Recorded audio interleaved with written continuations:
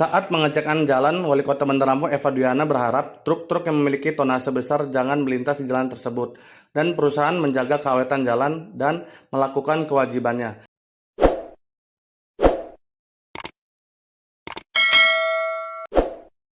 Saat meninjau jalan di Walakuba, Kelurahan Wailaga, Kecamatan Sukabumi, Bandar Lampung, Rabu 23 Juli 2025.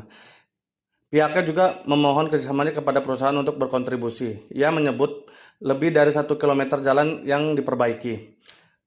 Ia berharap dan memohon doanya supaya jalan-jalan yang rusak dapat diperbaiki. Ada di Wailaga. Wailaga.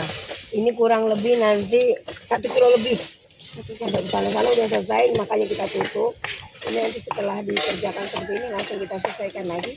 Harapan kita jalan dari Walakuba ini ya cepat selesai dan masyarakat juga bisa menikmati, dan alhamdulillah masyarakat kita alihkan kemana-mana mereka dengan senang hati, dan juga mobil-mobil yang biasanya truk-truk juga bisa mau nerima, karena kalau nggak gini kita nggak kerja sama yang baik nggak akan bisa jalan nggak akan bisa rapi.